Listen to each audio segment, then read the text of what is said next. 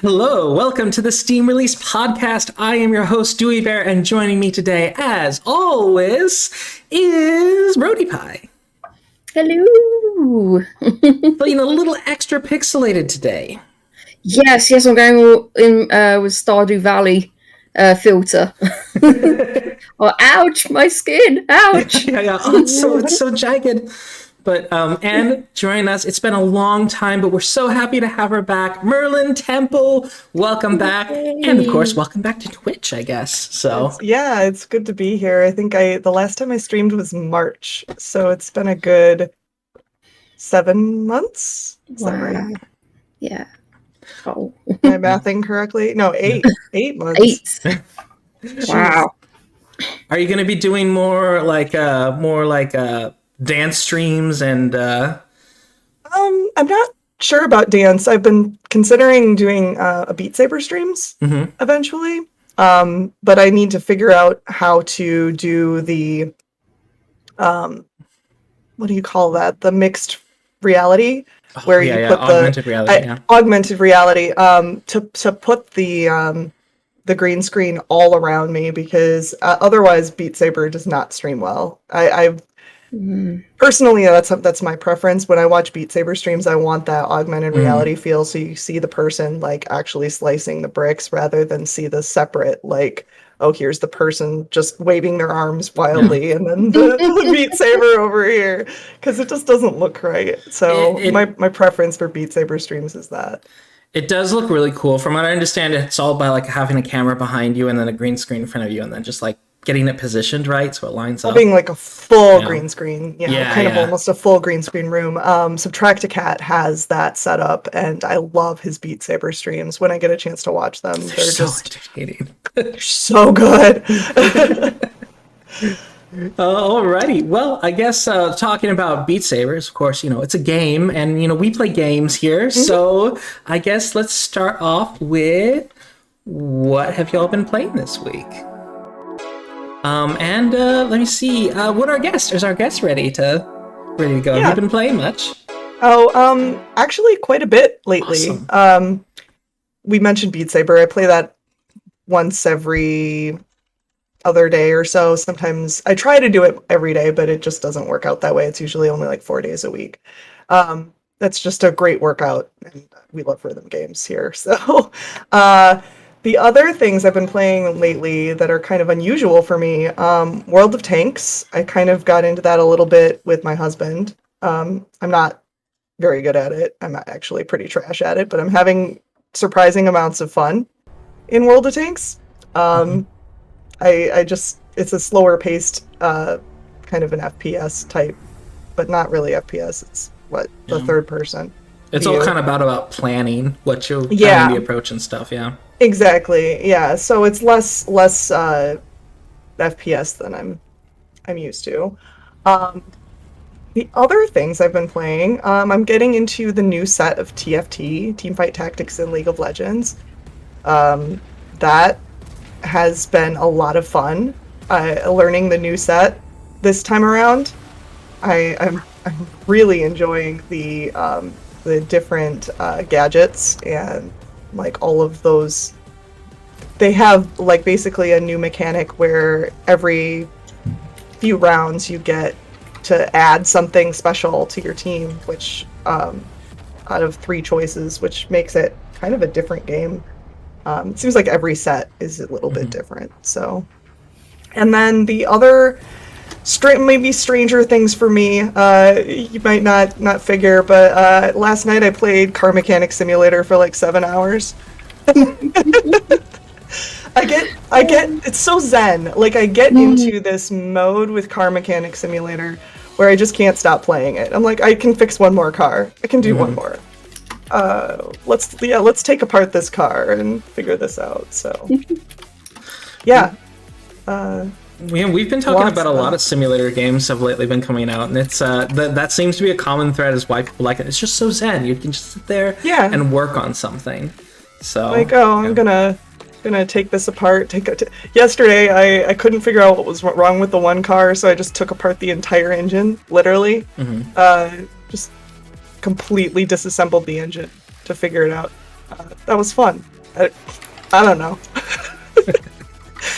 So yeah, I'm probably missing something, but those are the ones that come to mind. So Yeah, awesome. Oh, Rhodey, what about you? What have you been playing? Oh, I have not played as many games as I did like the previous week, but I have finished the storyline for Cozy Grove. It's finished. It's done. This is like the end of an era.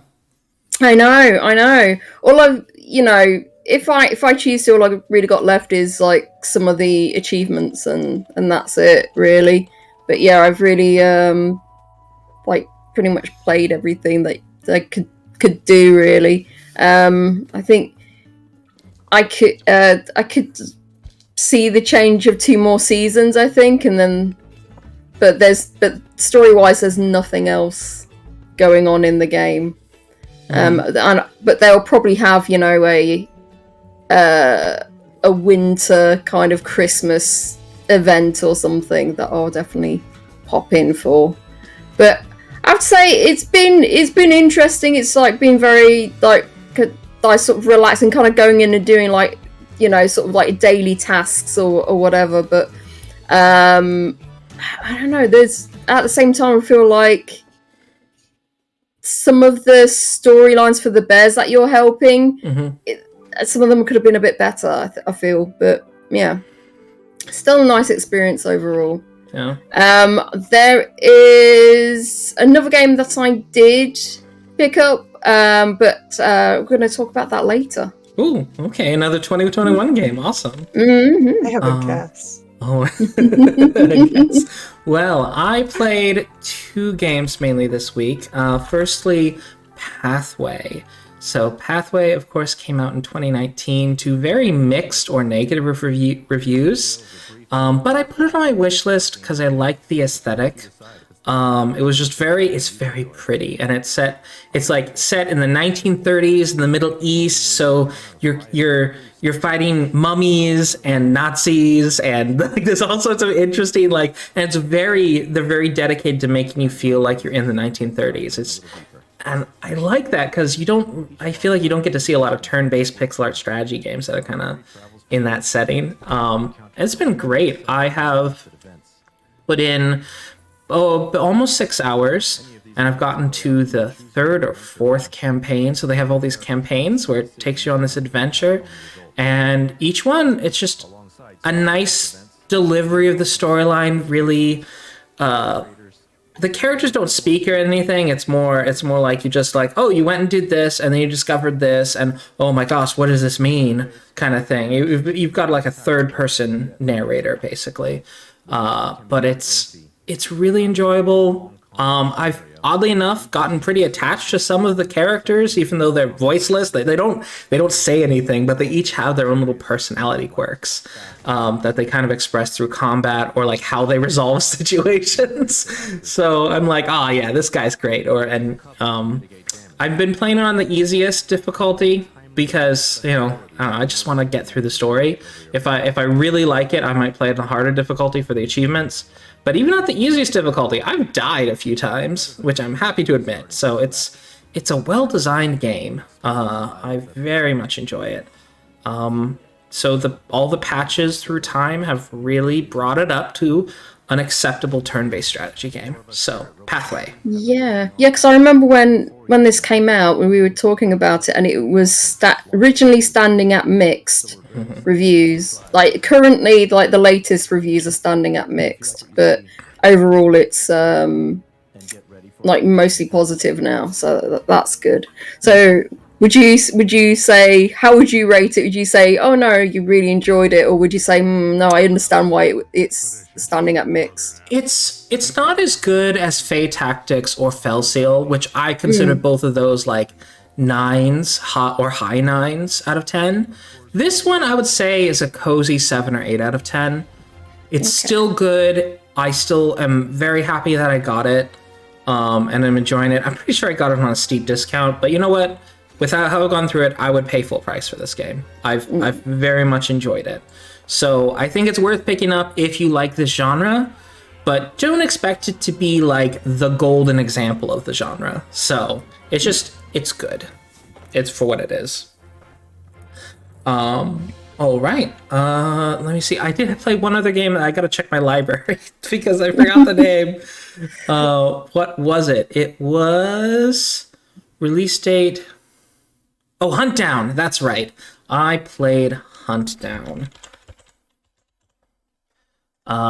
So this game is very difficult actually because it's an action platformer, which I'm not good at platforming.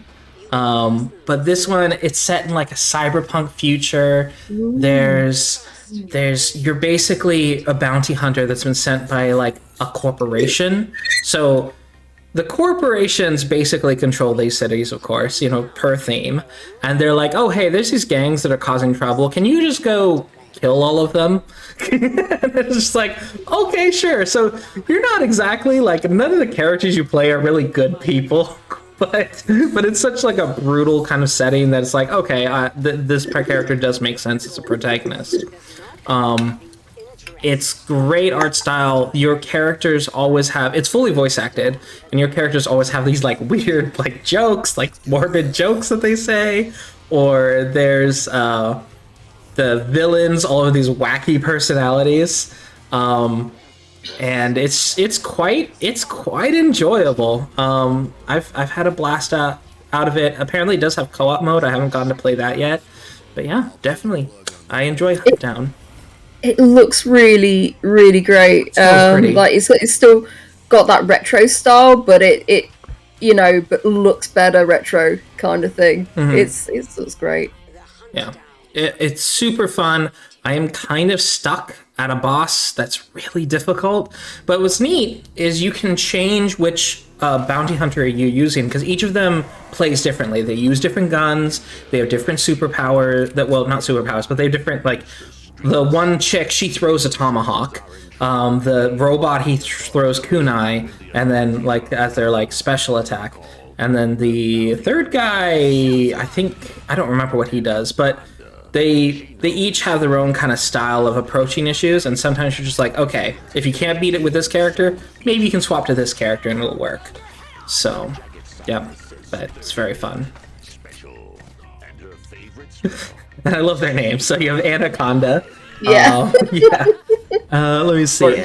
Yeah, I love the different names. Anaconda, John Sawyer, and Mo Man, like, which I feel like is a reference to like Lawnmower Man, almost.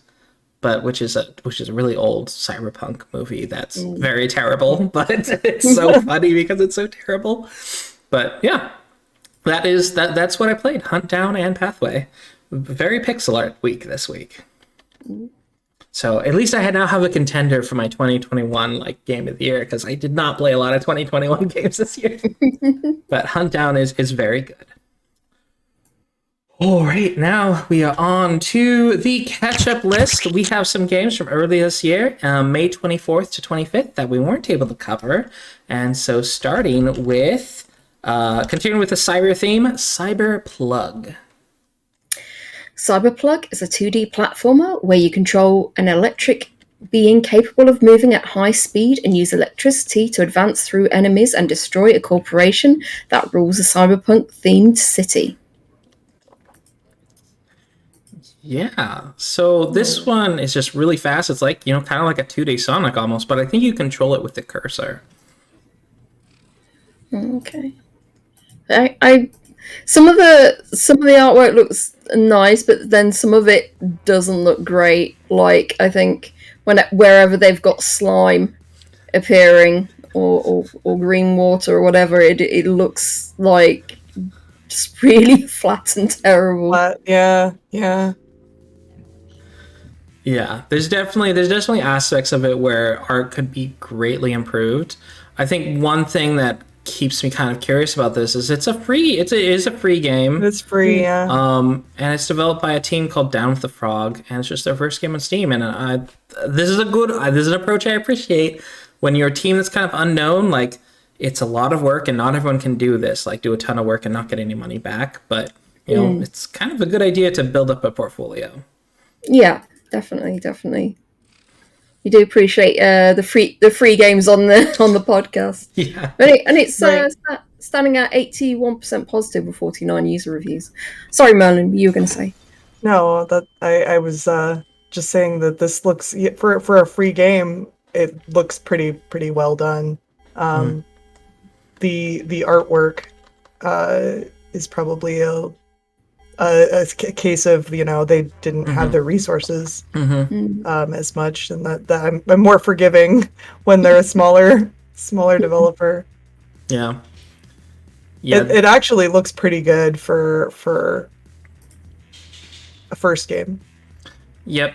And what they lack in some of the like textures and stuff, they do make up for in just the overall aesthetic. They did a pretty good job at the aesthetic. So they very much leaned into the cyberpunk look. So yeah, it definitely achieves that look. okay. I'm not a huge platformer personally, unless it's got a lot of puzzles to go with it. So I don't know that I would play this personally, but yeah. And I if think for free. Oh yes, so says Sonic meets N++. Yeah, there's definitely Sonic elements in it, definitely. Yeah, that's what I was going to say, because I don't think even all platformer players would necessarily like this. This does seem to have the fast-paced Sonic-style platforming, so yeah. Okay, but that is Cyberplug. You can pick it up for free today, and just check it out. I'm putting it on my wish list. I should get around to this sometime, because free is a good price. Onwards to Estonia Resurgence. Estonia Resurgence is an isometric 2.5D MMORPG set in a medieval world with swords and magic. Be a warrior, specializing in melee combat, or a mage, specializing in casting spells. If you are able to beat the gatekeeper himself, you may become a Sayandu. Sorry, we don't know. Gaining all abilities of warriors and mages. So this is kind of it's an isometric RPG that gives me a lot of Ultima vibes. It's very mixed reviews right now, but it is free. And I was looking, I was like, this is really ambitious. And I always find it interesting when what's probably a very small team take on such an ambitious project. And it seems they actually got it to release. Yeah, I don't know, just taking on doing an MMO, it's like, I'm not sure that's kind of like what you would want to do as, kind of like an indie project or something. It's just such a big, massive scope of a game to do. Yeah, I'm seeing in the reviews a lot of it is like the server issues they were having with it, and with an MMO, since it's gotten so little attention, I doubt that if you log in, you're probably going to be the only person playing. I mean, I haven't looked at the Steam charts, but I imagine that with only 33 reviews, they probably haven't gotten that much attention. But it's just, I think it's really cool, and for those of you who do like diving into bizarre and weird MMOs, check out Estonia. I haven't. There are very few MMOs that I really get into. I've got into WoW. I've recently got into Final Fantasy 14, which is a lot of fun. But yeah, MMOs they don't tend to hold me for very long unless I have friends playing. Yeah. So. Yeah, that's sort of a little different for me. Like, I can play an MMO if the systems are really good all by myself for a very long time.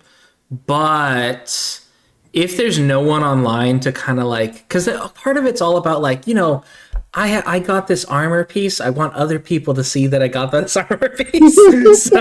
If it's definitely, any MMO is better if you're doing it with friends. But if there's just no one on the server, it's just like, I don't know if I really want to play this. Yeah, yeah. But for me, it's for me playing MMOs. It's like if I have something to do where I can just potter around and do something, rather than just do endless amounts of dungeons after dungeons after dungeon, because that gets super boring for me. It's like my friends like usually have to drag me through dungeons. It's like, no, I've done it once for the story. I don't need to do it again. Thank you very much. So yeah, I need like something else to do in the game. So, but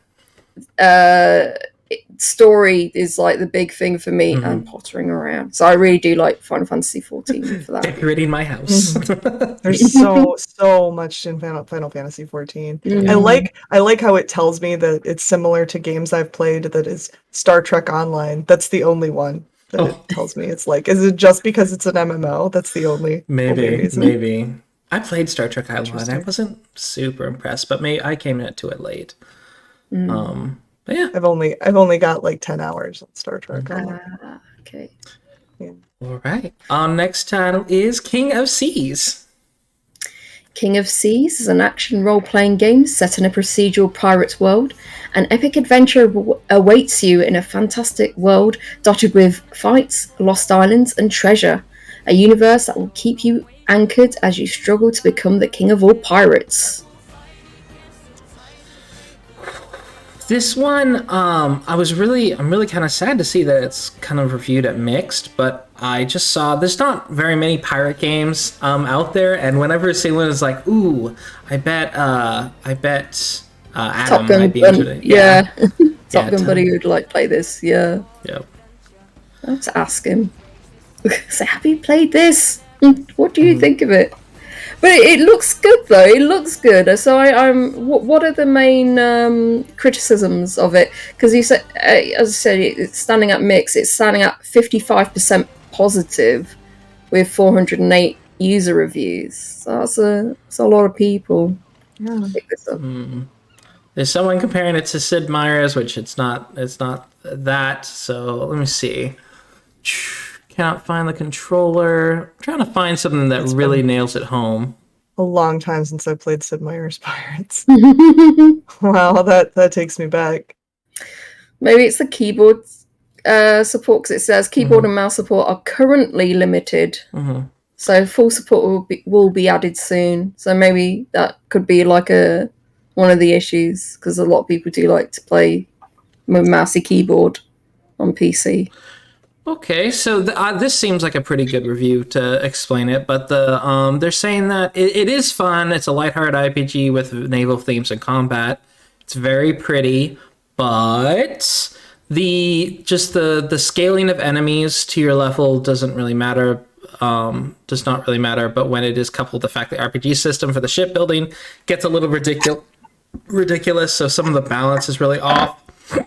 The exploration is tedious, and abilities are really hit or miss. So there seems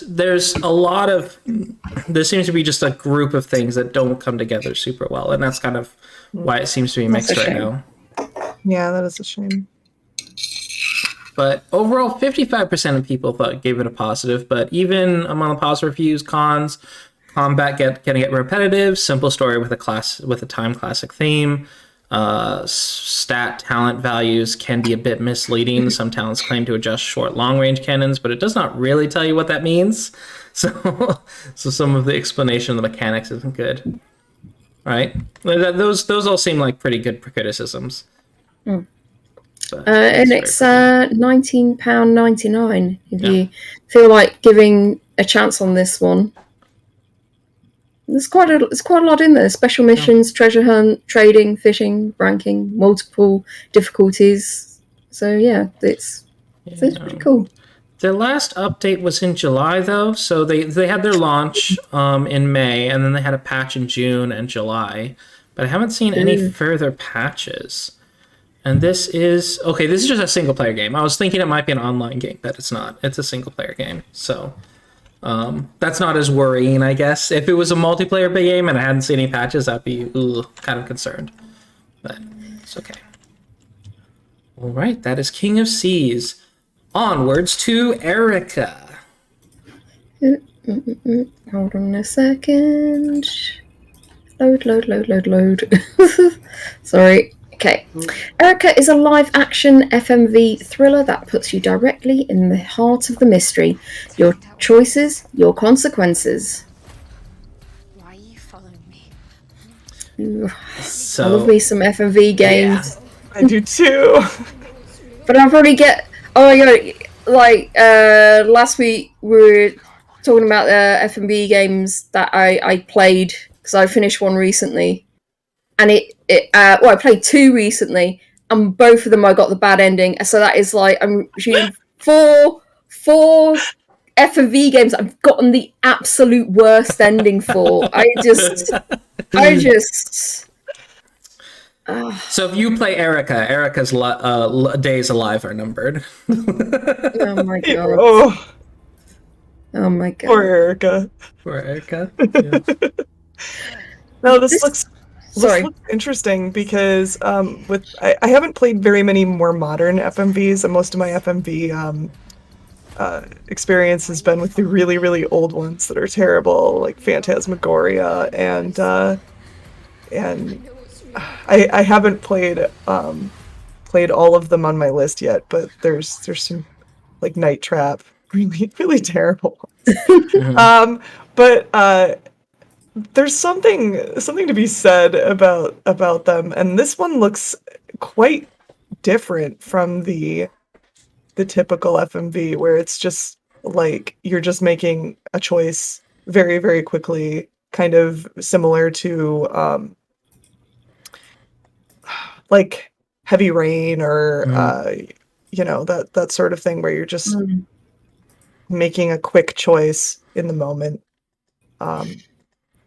Yeah, and it's more like watching a movie, right? Like, yeah, there's a lot of. I think I've only played a couple that actually like had like timers counting down, so you had to make like a very, very quick choice. I don't like those ones because it's like, a lot of choices a lot of the bad choices I make to get the worst endings have to like take some time. It's like, so if they rush you might actually get the best ending. Oh god, yeah, exactly. Oh my god.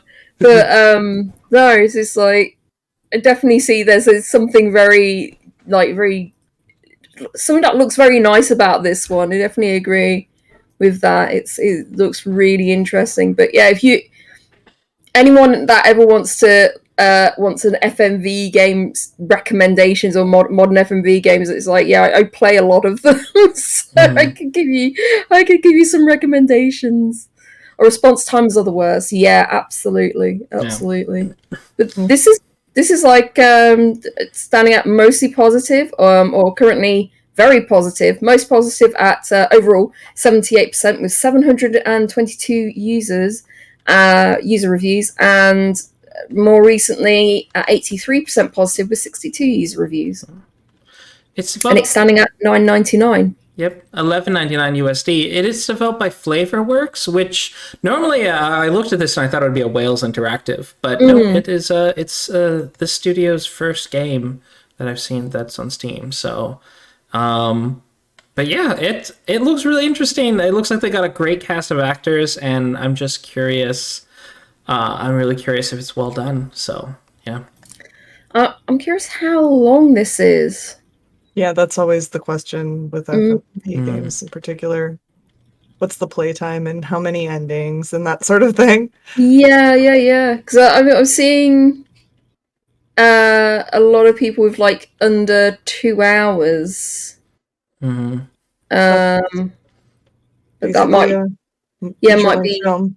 Yeah, it must be like just the single playthrough. So yeah, a French review says that a single playthrough is about like the time of film time is about an hour and 40 minutes. So it is effectively an interactive film. But yeah, so you might get, if you do a couple playthroughs or a few playthroughs, especially if you don't get a good ending, you might be able to squeeze a bit more out of that. Hopefully there's a fast forward feature too. Yeah. But yep. That seems really interesting. Oh, well, you know what? This one's gone on my wish list. I've been wanting to try out some FMVs, and this one seems like... Because a lot of them, I look at them, because I like watching other people, like, sometimes play a bit more of the kind of cringe ones. But when this one, it seems like kind of serious, and it's like, oh, you know what? I might want to play this myself. Because when I'm playing it by myself, and it's like a kind of a cringe thing, it's just like, ugh, I need to, like, have other people viewing with me. So I can kind of go like, oh, okay, we're all experiencing this train wreck together. I like that. But this one seems like kind of a serious movie, so it's neat. Anyhow, Yeah. onwards to Strangeland.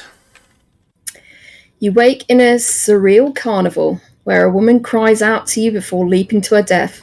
Can either of you be saved? The Denzians and devices of Strangeland answer with riddles, puzzles, and warnings of a dark thing lurking in the park's peak. A new adventure from creators of Primordia. Ooh. Okay, I see Wadget Eye and immediately think this is going on my wish list. Yes.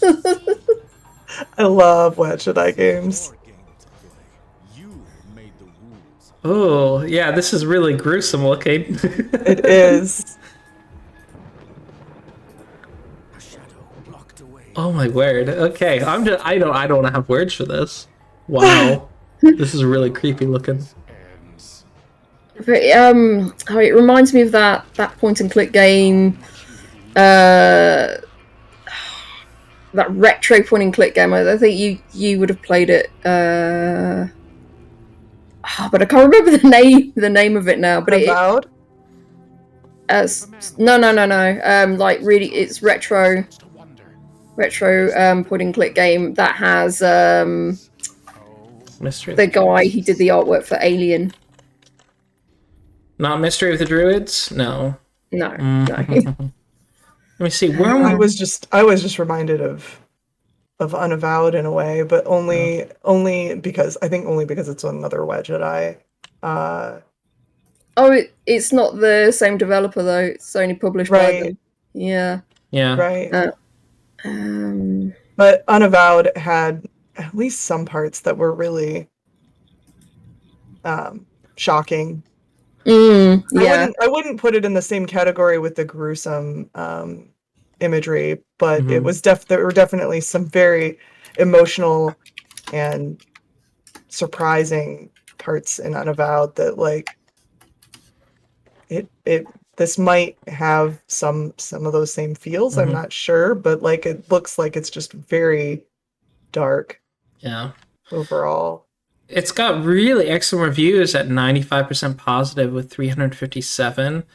Oh, I know. Darkseed. That's the one I'm thinking of. Oh, Like Darkseed. Darkseed. I haven't played that one. Ah, okay. Darkseed. Wait. There we go. Yeah. Nope. Fantasy Grounds Hellfrost the Darkseed. It's very true, Godless Weeb. The publisher knows what they want. They're going to stick to it. Exactly. But yeah. But it's £11.39. So I'm very curious about this. When it first came out, I did put it on my wish list, but I think I kind of wait for a sale because I'm not so. They usually do wait for the sales as well. Yeah, because it's like it doesn't have with point and click games because they don't necessarily have like a replay value like a lot of them don't. So it's like I'll wait. But I'm curious to see how long it is. I've seen a lot of people just like between 4 and 5 hours. Or maybe just a bit longer, but I suppose it depends how fast you get the puzzles done. That's not a bad playtime though for a point. No. It's not terrible. Yeah, do it in 1 or 2 streams kind of thing. Yeah. But yeah, that's Strangeland. It's $14.99 USD. But and it's very creepy. I would not play this one at night. Right. Our next title is the long entitled An Airport for Aliens Currently Run by Dogs. Sounds so strange. An airport for aliens currently run by dogs is an open-world comedy adventure game. Talk to stock photo dogs, solve their problems, catch your flight, and call it Dog Airport Game when you get tired of saying the full title, like I did 3 months ago. I love the sense of humor this developer has. Wow. Yep. So the writer of this game, he does a lot of like text-based video games usually. But a lot of people have said like the main story of this game is just like really very touching. So there's Really? there's like a really good balance of humor in it, strangeness, but underneath it all, there's like this really nice story about love and longing in a way. So yeah, it's really good. It's a really nice I game. can't help but laugh at some of the stuff in the trailer. Yeah. It's just so cute and funny, and I gotta get this game at some point. Yeah. Oh, you too. There's got a little Frenchie in there. It's so cute. Ah. Similar to the Stanley Parable, yes. That I could see that. I could very much see that. Can you pet the dog? You can, yes. Yes, indeed. Yes, indeed. Dog. Bribe dog, the dog who loves bribes.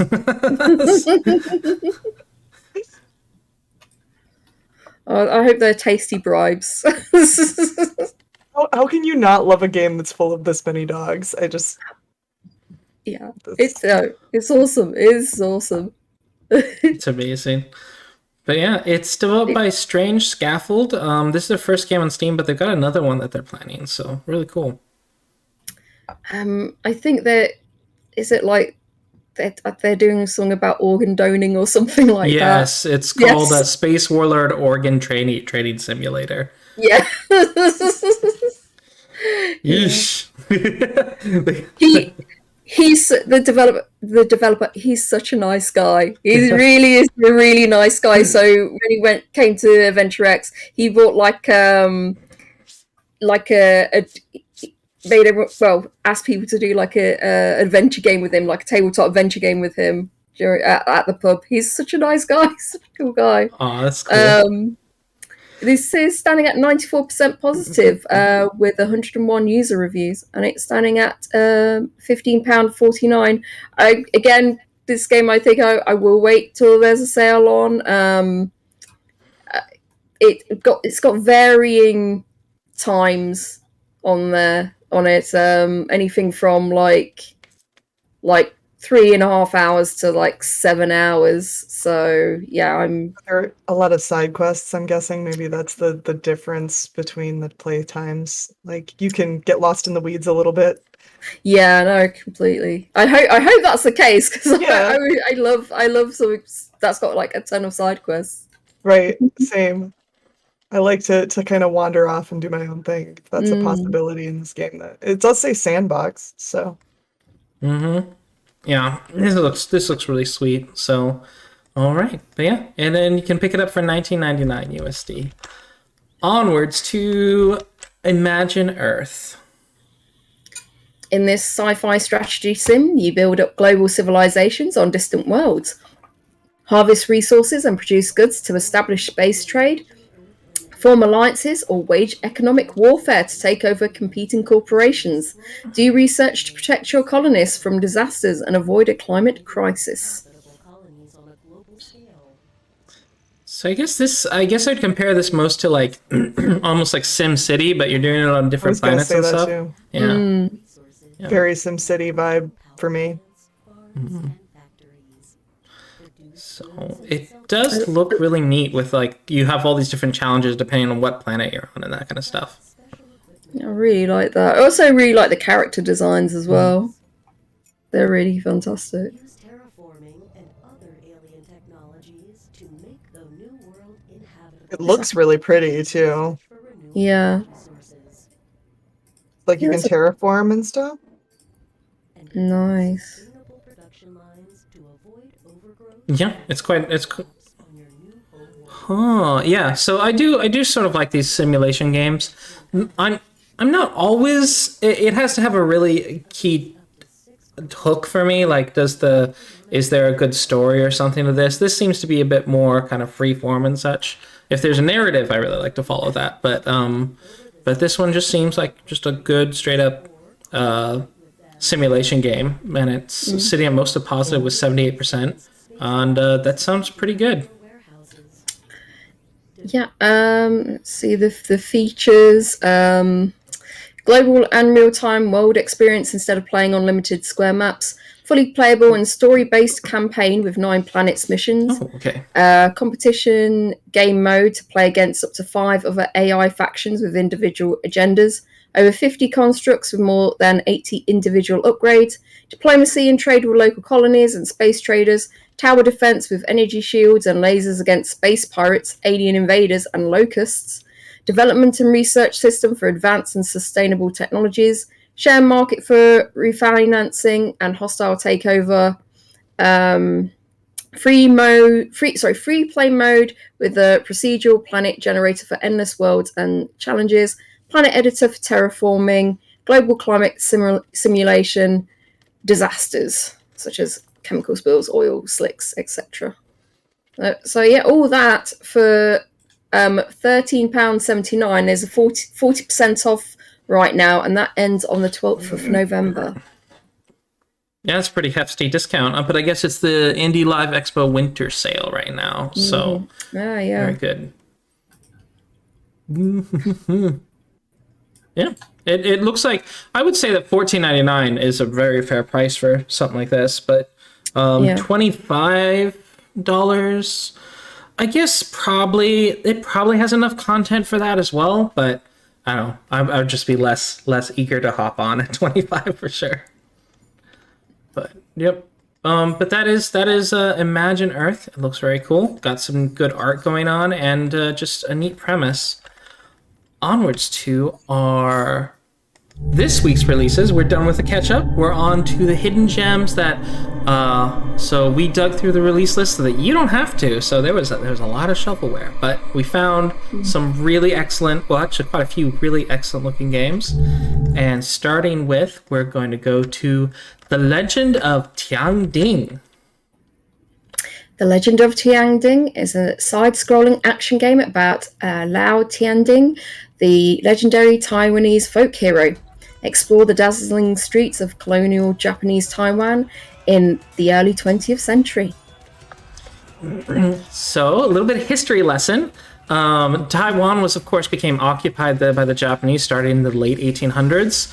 And so for, I think, about 50 years until the end of World War I, or World War II, for the end of World War II, Taiwan was basically a province of Japan. But there's not just this guy. Liao Tanding is a real person, but his story is largely embellished. Like, he became sort of a folk hero because, but in reality, he might have been just a thief. But the fact that he was stealing from the Japanese, a lot of the local Taiwanese had a lot of resentment towards the Japanese, and so he became a hero. He actually has a giant statue of him across the street from another famous thief from that time period as well. So there's quite a few of these kind of Robin Hood type characters from this era. So I was looking up this and I was like, this is really interesting, just how this was a real person, and just kind of how they became so much bigger than life. Then when you actually read the historical account, like what can be verified, it's like, oh, that's not that much. That's not that interesting. But it's cool how just folk heroes develop like that. And there's an example of them. Tianding. I really like the look of this. I like that it's interspersed with like close up comic book character kind of things, which is great. Yeah, it's on sale right now too. At least for the next 20 hours. So yeah, if this is something that appeals to you, definitely pick this up. It's standing up very positive at 96% positive with 421 user reviews. As you said, it's 10% off at £15.29. Yeah. It's very beautiful. I love the kind of style it has going, except when the 3D becomes obvious, because the whole game uses 3D. It's just that normally they do it in a way that you can't tell that it's 3D, except like a handful of screens where it's like, when you can tell that it's 3D, then it's a bit less appealing. But when it's kind of that cel-shaded 2D that you can't tell, it looks really, really nice. So I'm very impressed with the work. The developers are Creative Games Computer Graphics Corporation, which is not a very great name. But this is their first game on Steam, and I am kind of hoping they do more, because I think they've got a really cool style. And they do have a free prequel comic if you want to read that. So, Oh, nice. yeah, so the full... That looks so pretty. Anyhow. But yeah, it is 96% positive with 421 reviews. That is The Legend of Xiangding. Following this is Dogs Organized Neatly. A lot of dog games this week. In this 2D puzzle game, you have the responsibility to arrange lovely doggos in a way that fits the grid. Dogs Organised Neatly comes with 80 different handcrafted levels and a whole bunch of dogs in all shapes and sizes. So this is a follow-up from Cats Organised Neatly. Oh, really? Yeah. Huh. There's a mobile game like this. I can't remember what it's called now. What Widoku or Blockadoku? Is that I'm thinking of? It's so cute. I love the dog and cat like aesthetic that the studio puts out. They're So cute. kind of hilarious. See, actually cute. I need to see what Cats Organized Neatly looks like. That's a fat cat. Oh my word. It has the exact same aesthetic. That's really neat.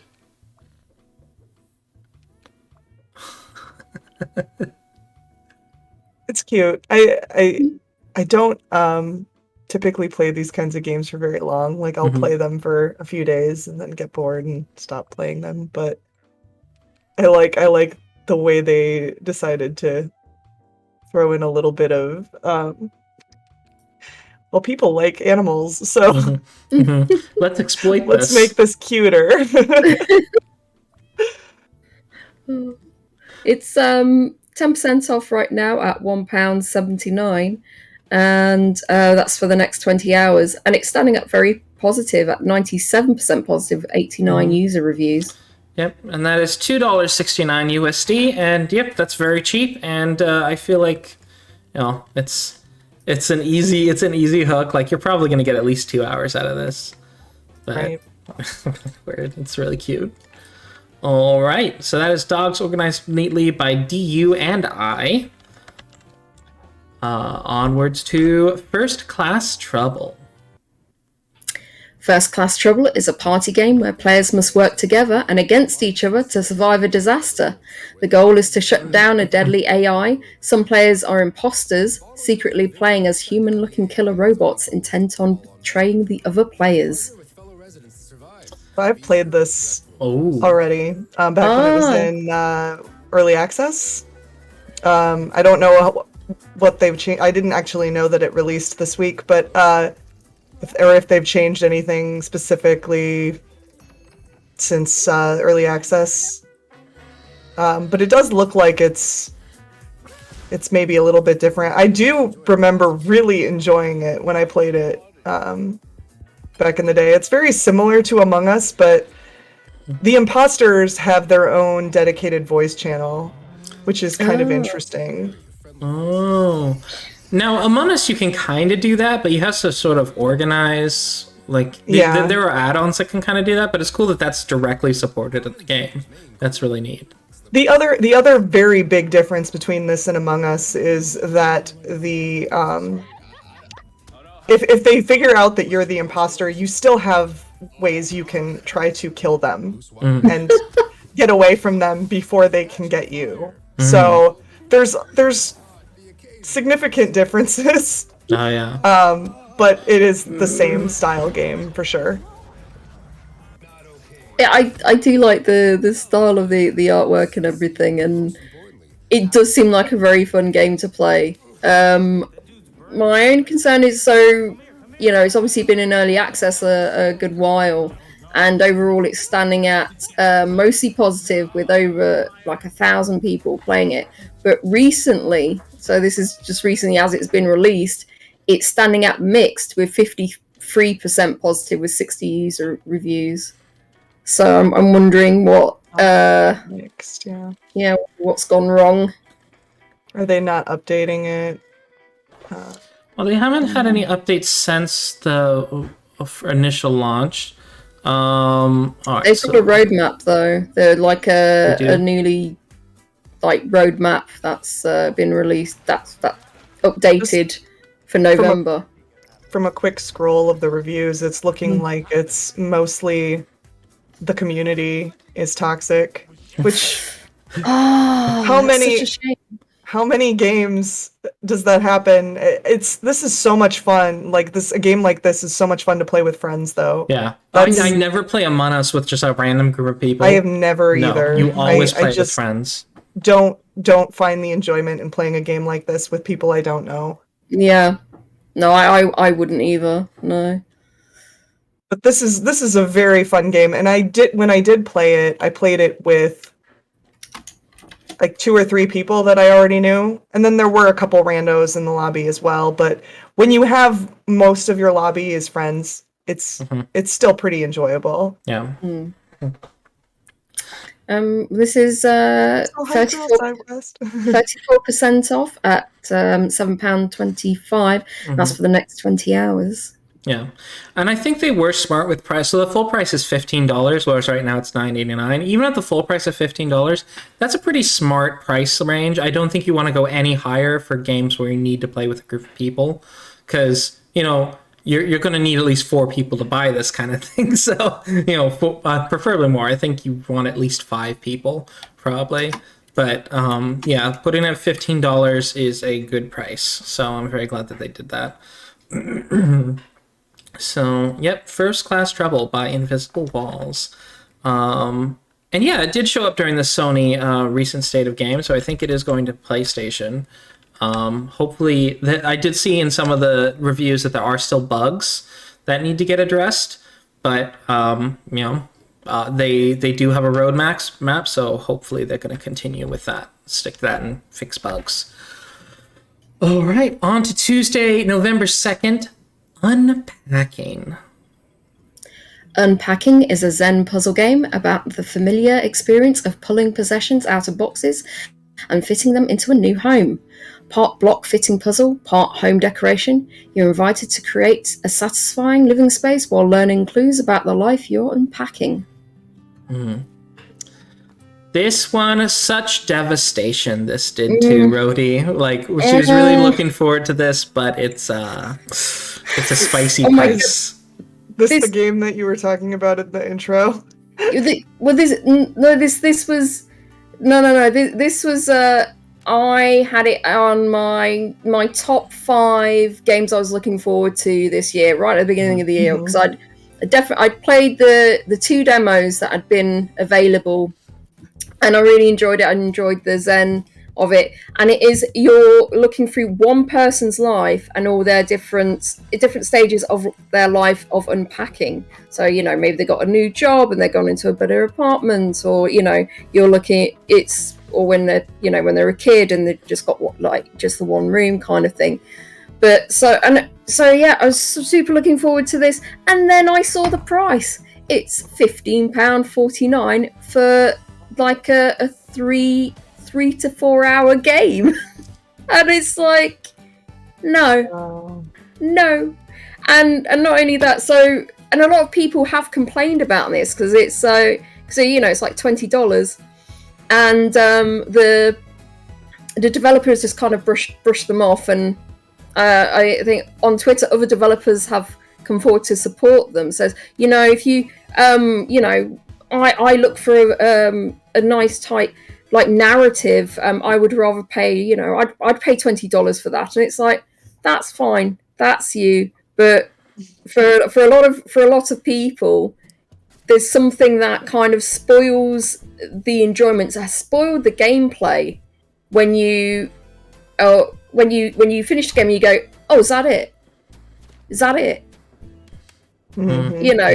It's not that's not a great feeling. It's like, oh, I was enjoying this, but that's it, that's all there is now. And I don't think they're going to do any DLC either. I read somewhere that there's not like a sequel, or there's not like any DLC to add to this.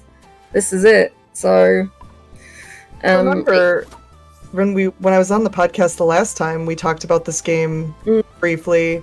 I remember thinking back then it looked cool, and it's been on my wish list since then. I have a hard time with where people tend to price their games in general, because when I look at even a game that costs $20 US, I think about it in a way that, like, that's how much it generally costs to go see a movie at the theater. Yeah. Am I going to get that much enjoyment or more out of this? That's generally my standby decision whether or not I'm going to buy a game. It is. I would agree with you that it is kind of more than what most developers generally price their games at. Yeah. But, I do think you would get that much enjoyment out of it, at least more than a movie, personally. I don't know. I think it's like I agree with you at the same time, but at the same time, it's like there's something in me that would just like, I can't believe I spend that much money on it. Kind of sort of recoil. Yeah. That's completely fair. Yeah. Yeah. Yeah. I'm looking at it and I'm kind of, I get why it is priced like this, because it is published by Humble Games and they're kind of becoming a AAA publisher. So, I think generally it is going to be higher priced, but you know what? At least on Steam sales happen. So I guess we'll just have to wait for that to come around. Or if you're extra cheeky, you can pick this up on Xbox Game Pass. Ooh, that's right. Pay like a quid. You know. Insider tip, Brody. Yeah, that's true. And Xbox Game Pass, if you have an Xbox, it's actually a pretty good deal. A lot of games end up with there. So, well, no, I mean you can play it on your PC. Game Pass true, on your is PC. on That's PC. right. They do have it on the PC now.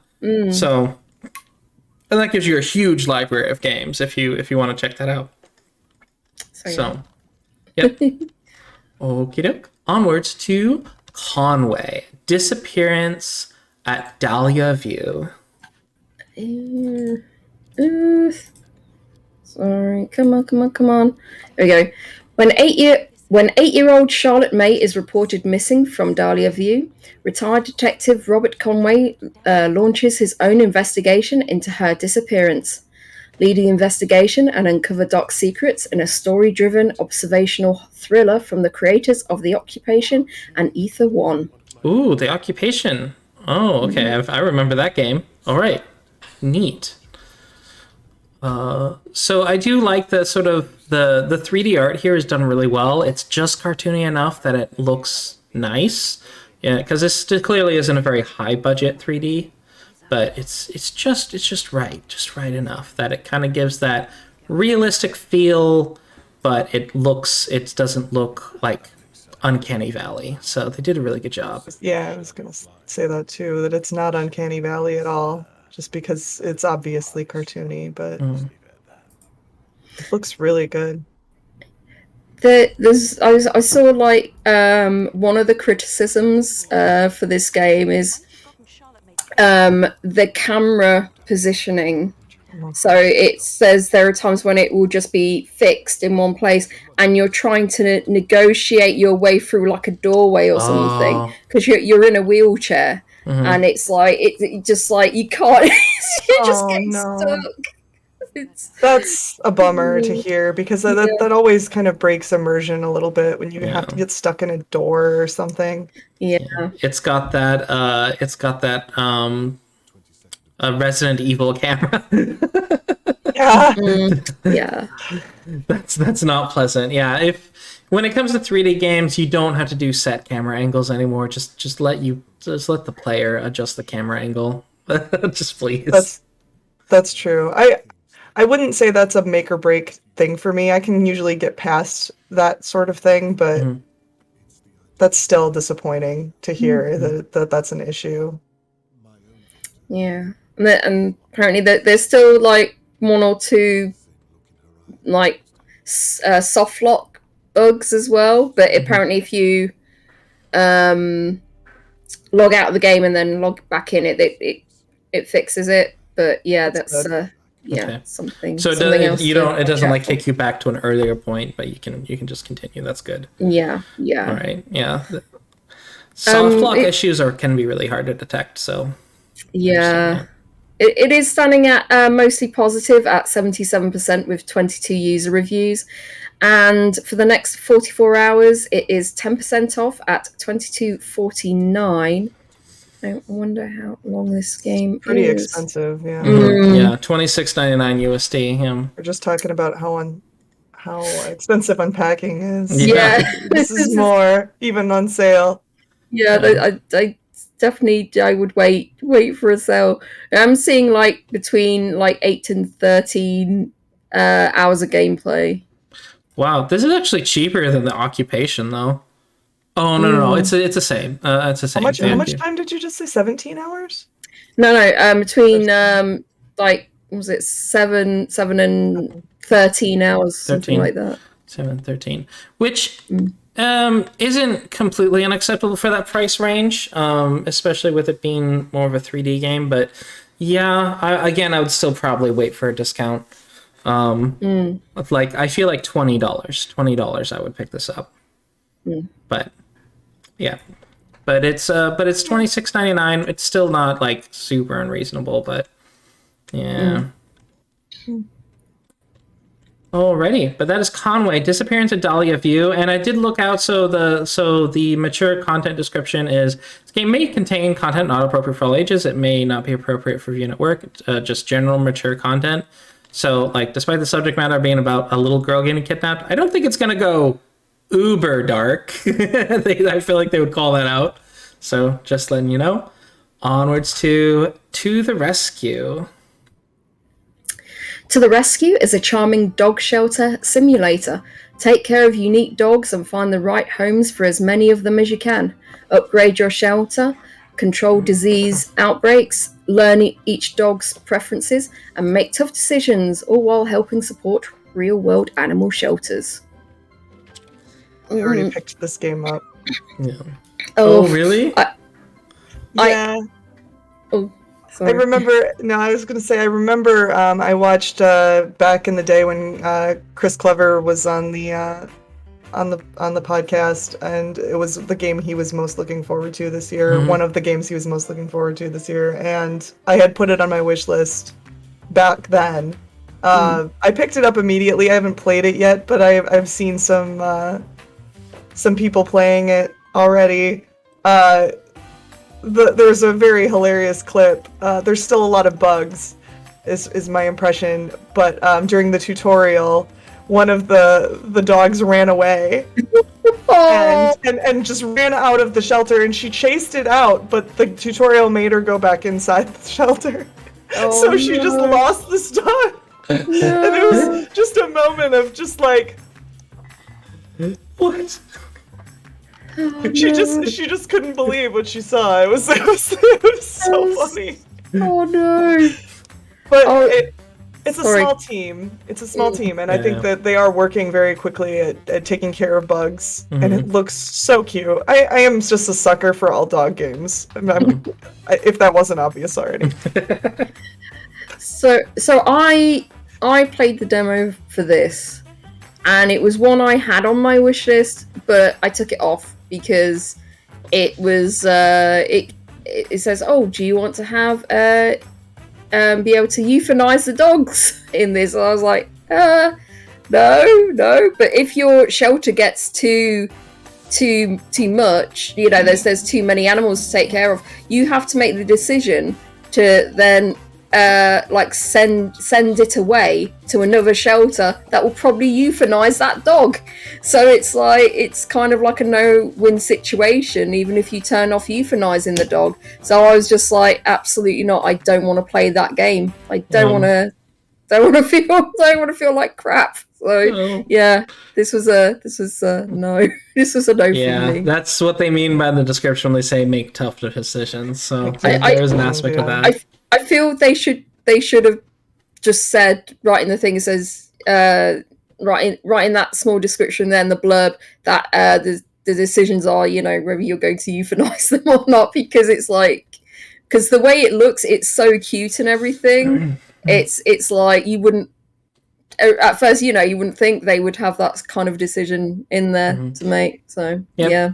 So they actually have a whole blurb on the tough decision section. From the very beginning of the project, we wanted to teach about the real world problem shelters face. The truth of the matter is that there are way more dogs and cats in need than shelters can handle. It can be hard for no-kill shelters to take in every animal that might need help. There are dogs that may be hard to adopt, to rehabilitate, or find room for. No one ever wants to have to euthanize, but since we want to raise awareness, we don't want to pretend that it's not potentially part of the job. It's not glorified or presented as an easy way out, but it's an important part of the experience. That being said, we do include the ability to opt out of engagement with the euthanasia mechanic for players who would rather experience the game without it, which of course you said it too, but there is still kind of implied euthanasia. So. Yeah, if you're not going to euthanize, don't worry. The other shelter you sent it to probably will. Yeah. So it's not despite its really bright and colorful look, there's very much a kind of a upsetting potentially undertone there going on. But yeah. It's 20% off right now at £12.39, and that's until the 12th of November. I just saw all the sweeps comments. Okay, go ahead. And it's standing at 73% positive with 341 user reviews. Oh, please select the pistol, then select your horse. Oh my gosh, that's so sad. Is that from a game? Because that rings a bell for some reason. I don't know. I know that's from a movie. At the very least, I've seen it in a movie where like the horse got injured and like the kid had to put the horse down. It's just like, this is so sad. Old Yeller all over again. All right, next up, Tunche. Tunche is a charming hand-drawn action game with rogue-like elements. Team up with your friends or play solo. Choose from 5 unique characters and restore peace to the Amazon rainforest. So this is a 2D brawler. Rhodey's favorite genre. But 2.5D brawler. So each of the characters has their own combat style, which I think is really cool. It's got a very like South American aesthetic, and then they throw in Hat Girl for some reason. So,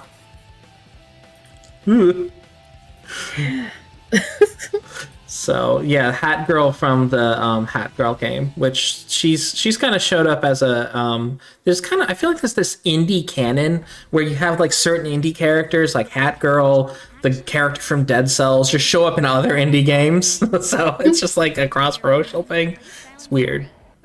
They have like a partnership. It looks really nice. It looks really nice. Yeah, it's very cute. It's got it seems to have pretty good fast-paced combat and just a nice setting, a kind of unique setting actually. Yeah, I know a lot of people who like roguelike games, but I've never been able to really get into them myself. I'm addicted to roguelikes, but mostly like isometric roguelikes, so that's what I'm really into, especially if they have a heavy story base, like a good an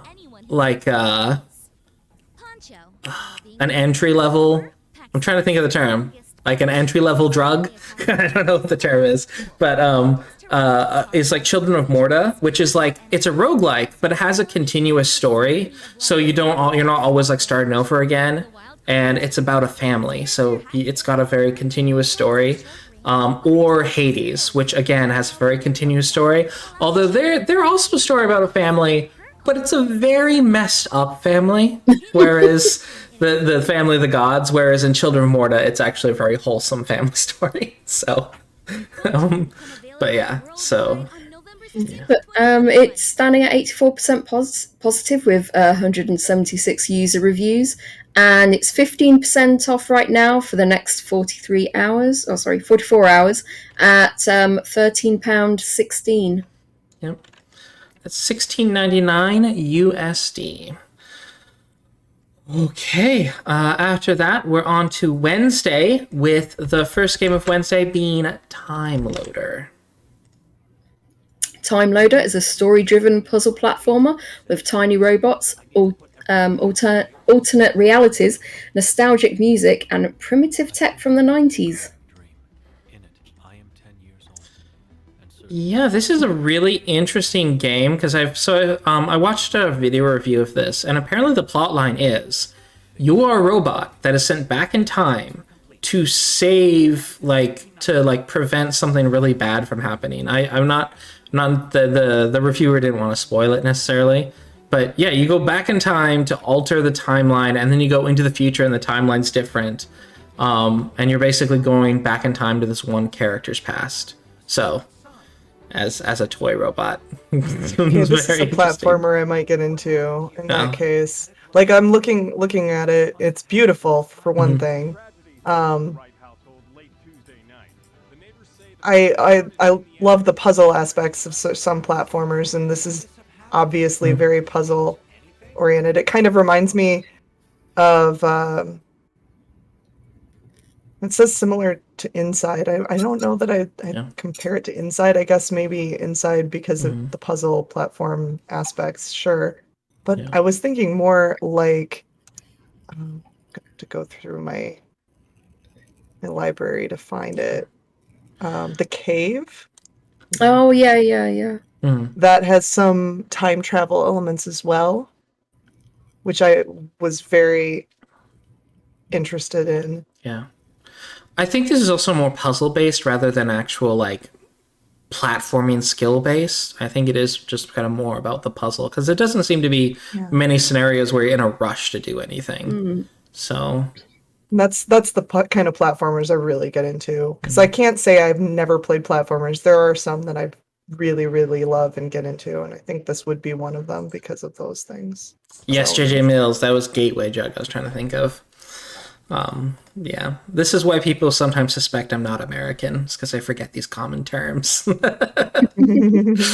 All right. So yeah, that is Time Loader by Flazm. It's $13.49 USD. And it's standing at 100% positive with 43 user reviews. And it's on sale to the 10th of November. 10% off right now at £10.25. Yeah, it's so pretty too. This might actually go on my wish list. I play a ton of platformers, even though I suck at them. But again, these puzzle platformers I think are quite fun. So I might have to check this one out. It looks really cool. Okay, on to Fishards. Combine the intense skill shot PvP of Magicka or Battle Right with some wacky two-legged fish, and you've got yourself Fishards. The unique spell combining mechanic creates a brand new type of PvP arena experience that you have to try with your friends. So this game, I looked at it and I was like, this is a sock pop game, and then no, it's not. And I'm shocked and disturbed, how a studio, I think this is their first game on Steam, how a studio copied the sock pop aesthetic so perfectly. I was kind of disturbed by it, actually. I was just like, oh. I thought this was I wonder Sock Pop. if they used to work for Sock Pop. That's entirely possible, yeah. I'm not saying that they plagiarized anything, because all the assets here are clearly unique, but it does have that Sock Pop feel. It very much does, yeah. It's so cute. It looks like a cute little game. Yeah, it's quite nice, and the fact that you can combine spells to make unique spells as well, which I think is a nice touch. Mm-hmm. Or combine elements. So yeah. So it is, but yeah, it's single player. There's online PvP and online co-op. So they've got full online multiplayer set up, and it's so curious cute. to me that there's a single player mode. Yeah. In a MOBA, I'm not used to that. And there's a free demo as well. Mm-hmm. And it's currently 20% off till the 10th of November at £4.15, and it's standing at 100% positive with 34 user reviews. Oh, okay. So apparently, so this shocks me actually. They were saying that, okay, we messed up, new release date. Long story short, we thought our full release version of the game wouldn't have to be reviewed by Steam since our demo is reviewed already. It is in the same project, but with a few tweaks. However, that is not the case, and since we somehow managed to miss the glaring send in build review for release button, we'll have to push the release date forward to a date where it will be reviewed. Am I the only one who's shocked that there's any sort of Steam review system? Yeah, I'm surprised. Yeah, that is such surprising. a thing exists. Considering Really? what we've shoveled through, you know.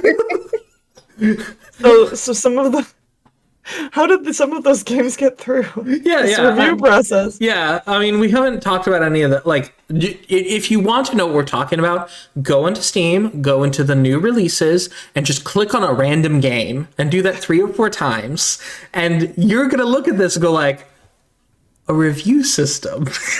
Really? That actually happens. It does happen, and apparently it takes several days. I'm baffled. Like, what are they? I feel like Just they're a monkey and a probably keyboard.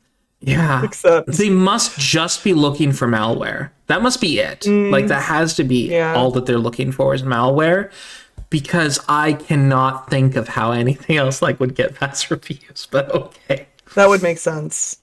Actually, just you just want to make sure that it's not gonna harm somebody.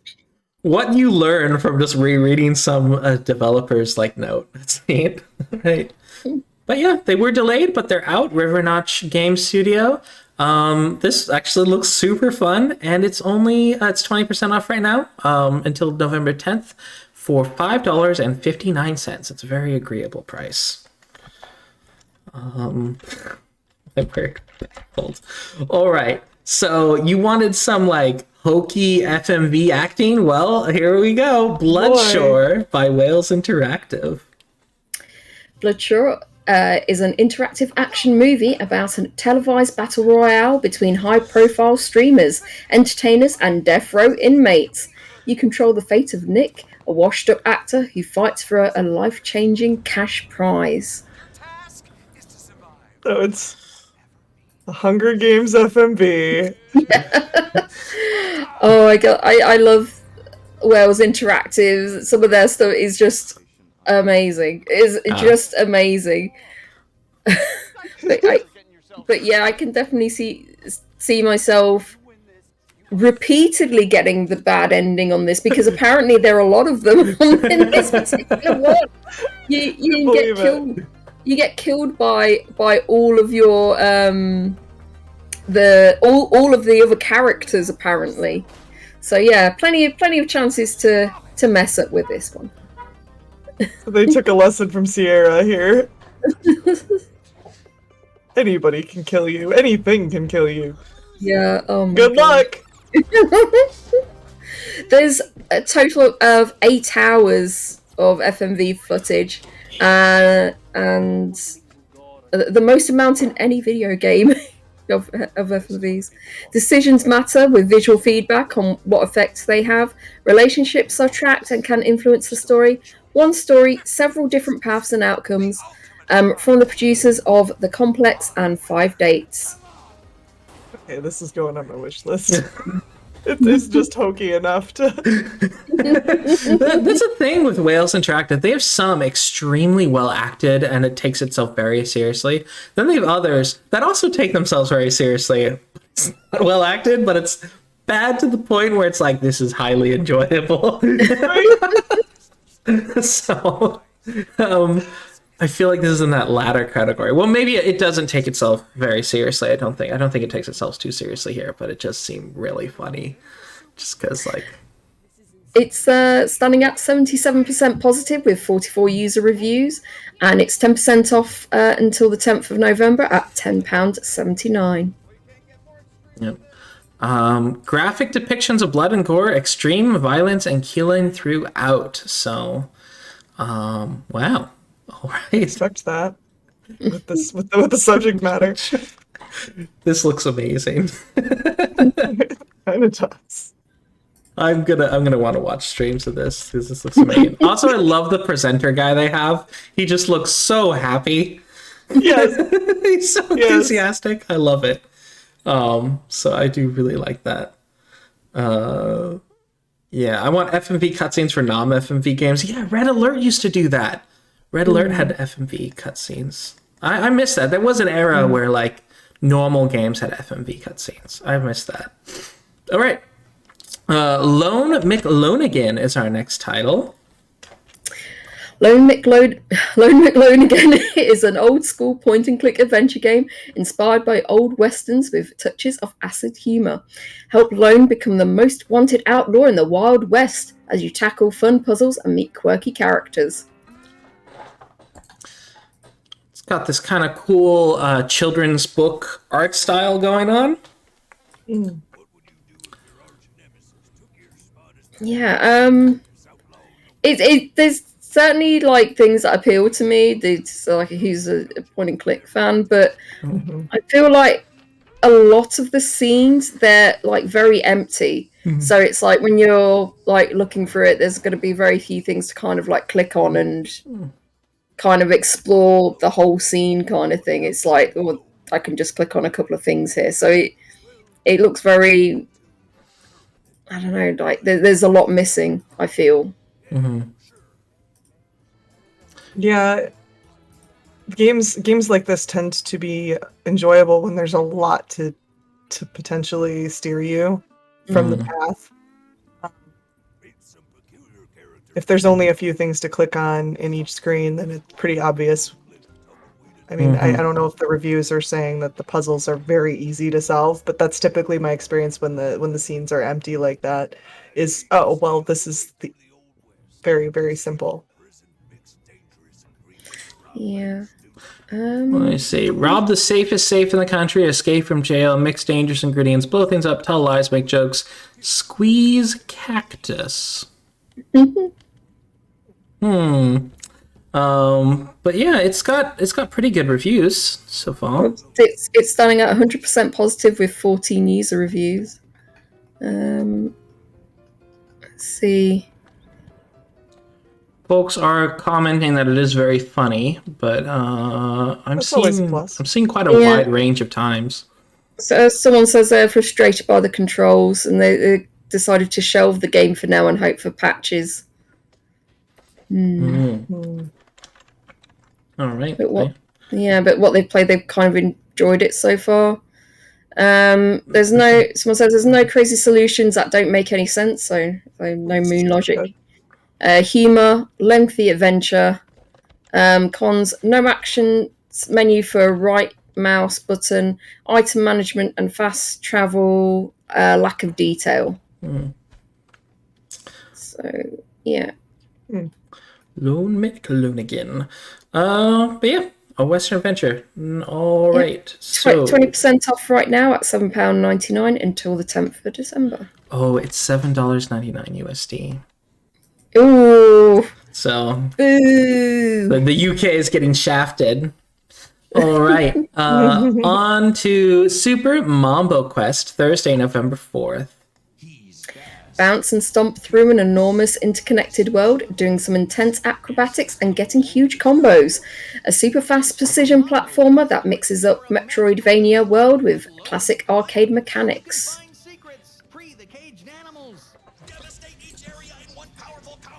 So apparently it's possible on each level to do it in a single jump combo. So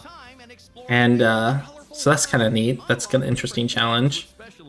Either it's a single jump combo or you like have to do it in a certain amount of time between kills. That's kind of a speed run thing that I feel like can be really fun to try to do. But yeah, it looks fun. I do like the art style of it though. It's like it's quite nice. Like the boss fights as well. Yeah. And this is another one that's standing at 100% positive. It has 21 user reviews and it's 15% off until the 10th of November, £9.68. Let's see. It doesn't have a lot of. It doesn't list like a load of features, unfortunately. It just says get the perfect combo on hundreds of levels, customize your gameplay with special abilities, talk to NPCs, buy items and get upgrades, save the lands of Subrosa. All right, but yeah, it looks pretty fun, very colorful and bright, nice pixel art. So yeah, and the platforming looks really sharp. So okay, but yeah, that is Super Mombo Quest. On to Demon Turf. Oh, and that's $12.74 USD. Demon Turf is next. The 3D platformer with attitude. Join Beebs. Is it Beebs or Beebs? Beebs, yeah, probably Beebs, like Beelzebub. I don't know. Beebs. Beebs. No. In her ambitious goal of taking over the demon turfs and becoming the demon queen herself, jump, spin, and punch your way across the turfs with unique mechanics like momentum-driven combat and self-placed checkpoints. Time to face the demon king. So I've heard some stuff like, so the 2D/3D thing is really neat, but I have heard from some people that it can cause some motion sickness because her frame rate is a lot lower to make it kind of look, like she is like a paper cutout kind of thing. But yeah, that could cause motion sickness. That's the only significant warning I've seen about it. Otherwise, I've heard really good things about just the platforming, the world, and all that. There's some like really nice elements to this, but some of it's like pretty hard to look at. The haze and stuff. It's like very barren or something, and it's just this hazed red or something. It's but the characters look so great. It's just the backgrounds I have like an issue with. I'm digging the music in particular. Yeah. So yeah, Demon Turf. It looks yeah, it's developed by Fabraz. Have they done anything else? Oh, they have. Fabraz also did Slime Son, Super Slime Edition, Head Up. No, that game's complete. Planet Diver, Slime Son Creator. Is that the publisher though? No, that's developer Fabraz. Yeah. Ah, nice. Wow. So they've done quite a lot. The publisher Platonic has done a Little Golf Journey, a Little Gator Game, Victory Heat Rally, and Blossom Tales 2. Yeah, it looks cool. It looks really neat. So Demon Turf, but yeah, especially the red haze areas, those are really hard to look at actually. It is standing at 100% positive with 38 user reviews, and it's 10% off right now to the 11th of November, and it's at £17.99. Yeah, $22.49 USD. So that's very much a AA price. Yeah, that's kind of a AA price. I'm not sure. I did see a lot of zones and such, so I wouldn't be surprised if this is quite a big game. Like I'm seeing people with over 15 hours, but so it could be quite a big game. But yeah, very interesting. JJ Miles makes a good point there. The 2D player, he said, I imagine the 2D player would make it hard to tell when you're going to land or where you're going to land, which is kind of important in a platformer. Yeah, that's probably a pretty good point. That's why I don't like first-person platformers like Mirror's Edge. It just trips me out. The same thing with Portal. Portal trips me out with where I'm going to land kind of stuff. So yeah, I could definitely imagine that with a 2D character. Okay. On to a mobile game being brought to PC, but I'm quite interested in it. Where Cards Fall. Spread decks of cards to solve challenging spatial puzzles and progress through dreamlike landscapes in this award-winning title. Traverse beautifully crafted isometric puzzles that give way to a wordless coming-of-age story that invites you to reflect on the formative moments of your own life. This looks beautiful. Yeah. I was really surprised to find out that it was started out as a mobile game. Yeah, no, I heard this came out a few years ago on mobile, and it's like been ported over, but like it's a really good port apparently. Sorry, Merlin, you were saying. No, I was agreeing. I think it looks stunning for a mobile port. There's only maybe one mobile game I've played in that even comes close. Actually, might be a little bit more stunning than this one, but there's a near mobile game that's apparently very good per Godless Weeb, apparently the near mobile. But yeah, spread cards to build houses and solve over 50 tricky spatial puzzles, exercise your imagination and strategic thinking skills, includes innovative gestural controls for mouse and keyboard, plus controller support. Bring formative memories to life through your puzzle-solving prowess, explore the nature of memory, and pause to reflect on your own past. Unique art style inspired by contemporary artistic movements, chanting visuals complemented by immersive audio and an original soundtrack. Let's see how long it is. But yeah, it's $19.99 right now, which for a puzzle game, I'm gonna be like, I don't know if that's a lot, but it is very, very pretty. It's got a lot of style going for it.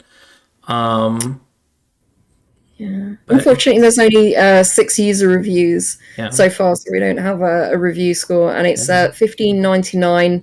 And I'm surprised there's no like release discount for it. Yeah, it's at most 12 hours long based on the reviews, but it's super pretty. I mean, granted, it did just come out like on November 4th, so maybe no one's finished it, but. Yeah, it's very pretty though. My word. I looked up what game I was thinking of. It's called Sky. That game on mobile is incredible. I wonder if Sky's on Steam. No, I do not see it.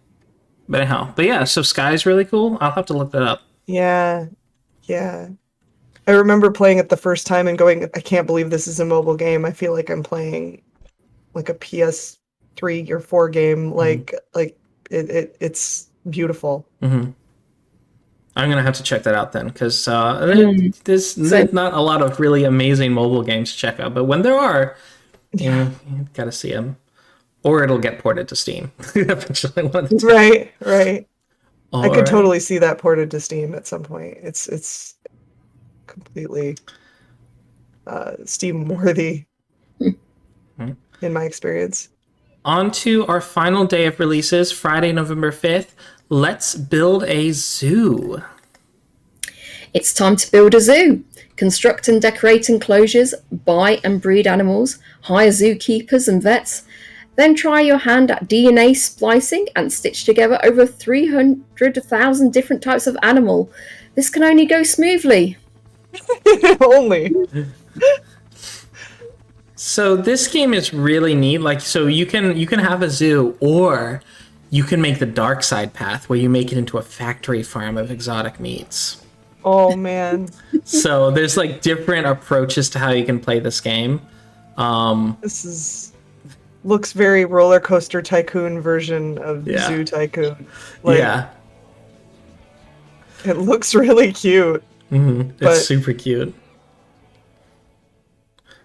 So I picked up this game and I've played about 5 hours so far, and I am playing the good path, but it's one of those things. It's you can't do either the good things or the bad things until you've like either you have to do enough research and then you spend your research points, and also there's some things that remain locked until you've like have enough morality points in either the good or bad side, depending on which way you're going, and that can be a bit frustrating. There's like there's so much like kind of to do in this, and there's like no pause button. If it had a pause button, it really needs one. It really needs one, because it's like you want to like look, check on all your animals, and you start off with bunnies, so you can imagine how many bunnies you've ended up with after 5 hours, basically. They're everywhere. Oh wow. and geese. So I've got like tons of geese and bunnies, and they always need more and more enrichment. It's like, yeah, well, I'm trying to you can give them away as well. Like you can I mean the nice way is like, oh, you give them away to nice people for X amount of money. So that's there's a nice way of doing things. But yeah, you can like implement your own like power, like wind turbines and things like that to create your own electricity and your own water sources and stuff like that. So it's like, yeah, which is the best way to do that? Which is the good way? Which is the bad way you're going to do that sort of thing? So, and there's also these occasionally you'll have people come into the zoo who are trying to sell you like exotic animals, like in their coat or something. It's like you'll get random events, and it's just like, are you gonna like call the police on this guy, or are you gonna buy one? And also, sometimes you'll get a guy who will say, "Oh, hey, you know what you could do with that goose? You could like stick a load of feathers on it to make it look like a peacock instead. People love peacocks, so are you going to take his advice or no?" It's like, yeah, no, we're not going to do that. So, see, just take this dog and paint it like a panda, and voila, you have pandas in your zoo. Oh, actually, there is a dog one where it says you could just like get a dog, stick this like big fur on it, say it's a lion. So yeah, I'm having such a great time, but I do have to keep like going away for it for a bit, because there is just it's almost overwhelming with how much things that you have to do. But I'm still making a profit. I'm not like super stressing. It's not like a super stressful game, but there's so many plates that you have to keep spinning, sort of thing. But yeah, it's thoroughly enjoyable, and it's 10% off right now. It's only £13.94 till the 12th of November, and I definitely see that's worth it because, as I said, there's so much to do in this. You can trade with zoos as well, like for animals. There's also the splicing facility as well that you can make new animals and everything like that. So yeah, it's really in depth. And it's standing at 92% positive with 265 user reviews. So there's actually, I looked at their website. They do have a full roadmap available. So features they want to add, they want to make ports for all the consoles. They want to add more water mechanics, renaming your animals, renaming your staff. Corruption, your zoo's environment changes when pursuing the evil morality route. Zoning farmers a second island in your save file, which is not limited by the morality of your first island. So that way you can kind of do both the evil and the good route. That'd be good, yeah. Hot air balloon rides, helicopter rides, mechanics, animal fighting. Oh, you can do animal fighting. Oh my god. Fences. This sounds really cool. Animals breaking out of pens. Staff striking. Oh my god. For tweaks they want to make is add a line draw tool for placing down floor tiles, add tile picker to select tiles you want to place, which are already in your zoo, add an undo history button for floor painting, and make it more obvious what is locked and unlocked in the research screen. Yeah, that's not like super clear. Like, you're clicking on things, you click and hold it down to unlock it, and it's like is this one available yet? Can I do this? It's a bit confusing, that bit. Oh yeah, I also, so at one point I had like 3 dead animals on my zoo. They died from natural causes of old age, but the bodies were left there because I hadn't unlocked somewhere to cremate them. And it's just, I hadn't got an incinerator yet. So people were coming into the zoo saying, "Oh my god, there's a dead animal in the zoo. What's going on?" It's just like, oh my god. surprised it wasn't like one of the facilities that was just readily available like straight away. It's like, It oh my seems god. like something they should make available Yeah. right away. Yeah. Yeah, it was like, oh come on. It's also very surprising to me to hear that there's no pause button, because every simulation game I've ever played has had a pause button. A Like, pause, play, fast forward. Yeah. yeah, something to make it go faster or slower, or just stop because I want to walk away and use the bathroom. Like, come on. Yeah. Yeah. On the bright It's side, weird. they are still like working. They're clearly still working on it, and they've got plans. So hopefully, just provide your feedback. Provide your Please, feedback. just There a needs to pause be a button. pause button. So yeah, it's time to build a zoo. This looks really fun and so cute, and I have such deep emotions about Roller Coaster Tycoon. It's one of my first computer games, so this really seems to fit in that pretty well. All right, so that was Let's Build a Zoo.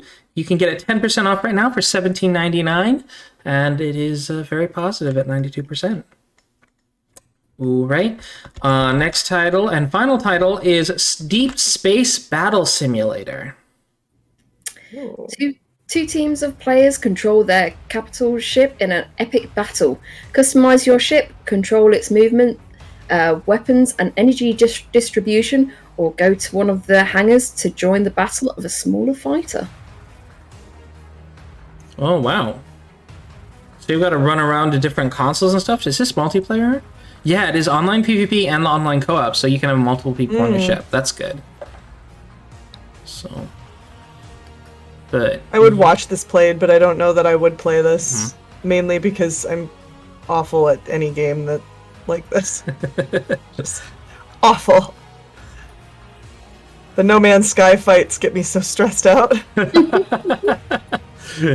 yeah, I'm not very good at like this sort of like the adding the Z axis to combat. It gets pretty difficult for me to handle. But It's interesting that they have an FPS though as well. Like you showed shooting robots on the ship, or aliens maybe, I don't know, on the like that boarded your ship. That's interesting. Yeah, that's quite a lot of mechanics actually. Yeah. It's not just shooting other ships in space, it's also got an FPS mechanic. So it's very positive reviewed with 91% positive, with 193 reviews, and 90% positive of the recent reviews. The current features include multiplayer mode for giant space battles with multiple capital ships, frigates, and a space station to fight for, all with complete interiors. 3 optional single-player missions serving for an introduction to the game. Navigate your ship, manage its energy distribution, and make use of a variety of different weapons options. Enter one of the smaller fighters located in your ship to tip the scales in your favor. Board the enemy ship, sabotage important parts like the generator and engine, and fight its crew. Lots of different turret and fire classes to customize your ship. A huge amount of selectable upgrades like droids or gun lockers. Different ship classes. 5 different player classes, complete options menu, and either play in dedicated servers or host your own games in-game. It's $7.99, which I think is like very reasonably priced. One of the people that owns this game is old time friend Akio of the show. I have to ask him like how he's found this game. If it's been enjoyable or not, because it looks like there's a lot to it. They've crammed a lot in there. This is a game that I could definitely jump on and play with friends. This is like the Star Wars Battlefront kind of thing. I've definitely played with friends.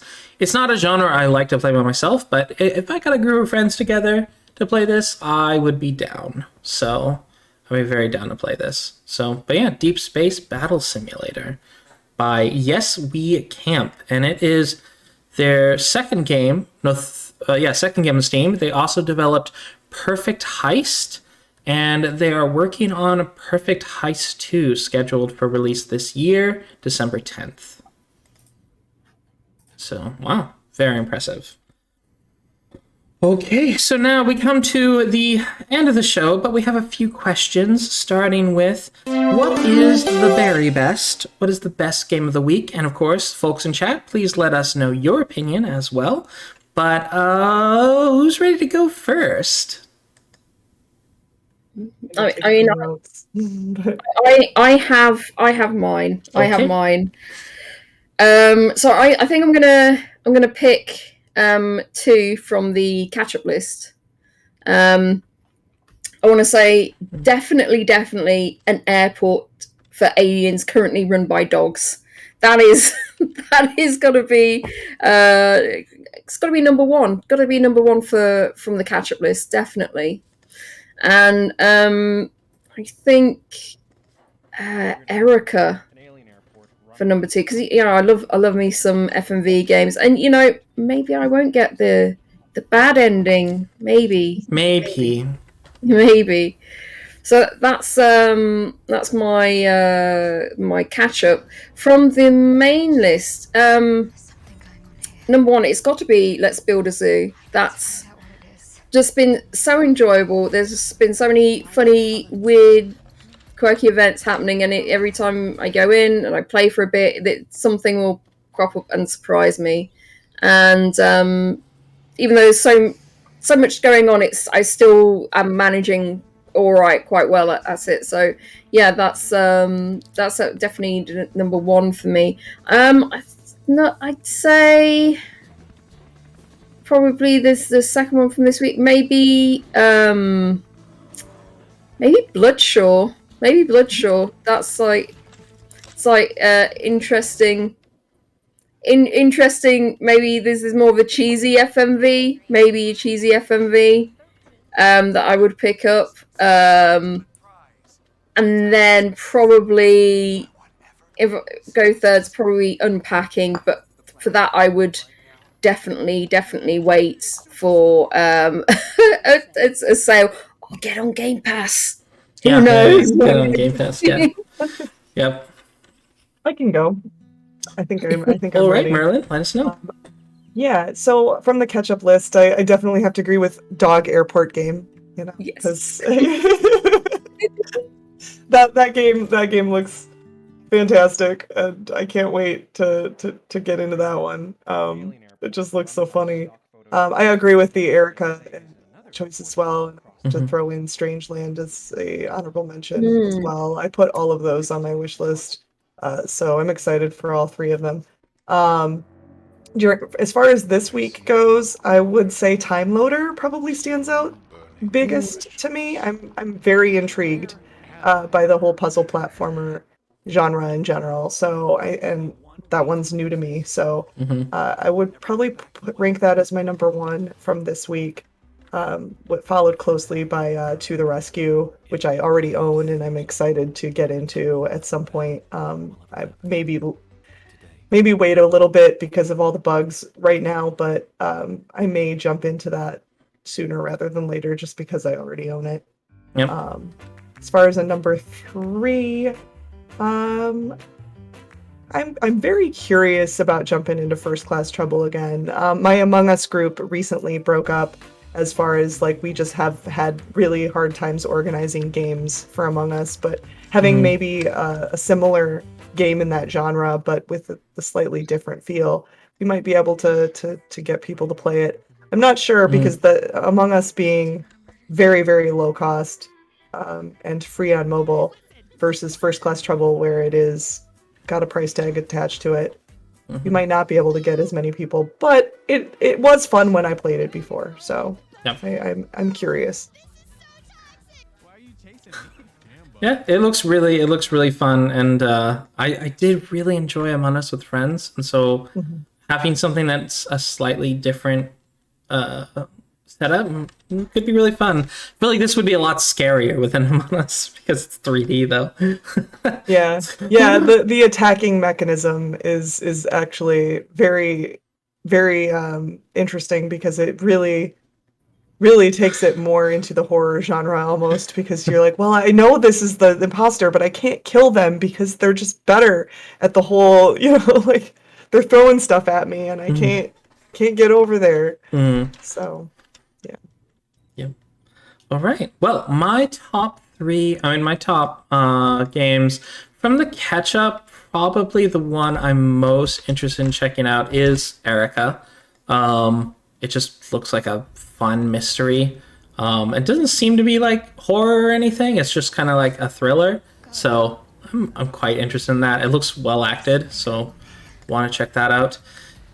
From this week's releases, I'm normally more contrarian, but I'm gonna have to probably say Time Loader is the most interesting game to me this week.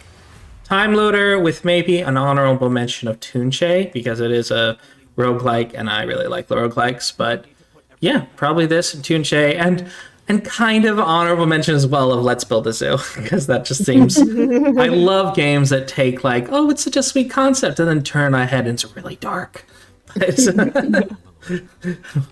Yeah, but it still kind of maintains that weirdly cheerful tone. So, but yeah, the Time Loader just interests me the most. I love the platforming; it's so beautiful, and yeah, I'd like to check it out.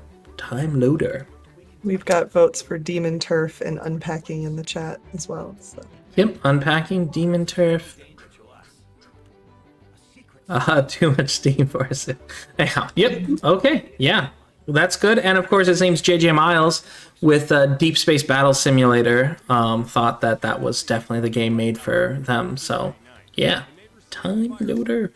All right, with that, we're going to move to shameless plugging. So, MerlynTemple, you are back. Well, you soon will be back. Well, soon, hopefully. Soon, hopefully. I'm working on my setup. I'm trying to get a mixer set up in the next week or so.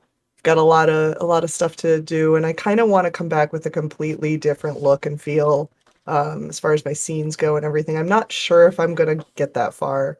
I may just try to make a comeback to streaming in general first, and then worry about that later.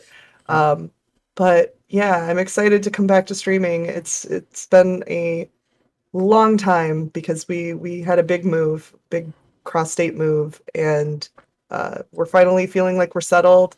Things finally feel like home here. So yeah, I can be found on twitch.tv/MerlynTemple, and also on Twitter with the same name. So yeah. MerlynTemple. There we go. And you see it's with a Y. Y in the Merlin. Y. Yes. Right. Merlin with a Y. All right. So there you go. And Rody, what about you?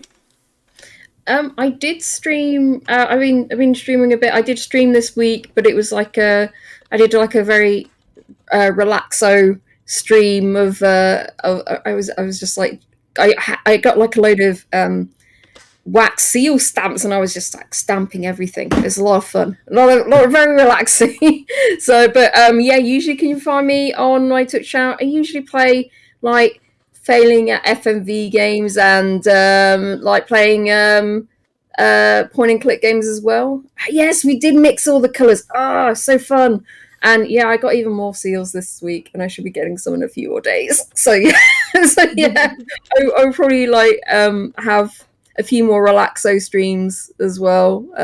But yeah, sometimes you just need those. Sometimes you just need to relax. But yeah, definitely catch me. I would normally stream during the week. Yep.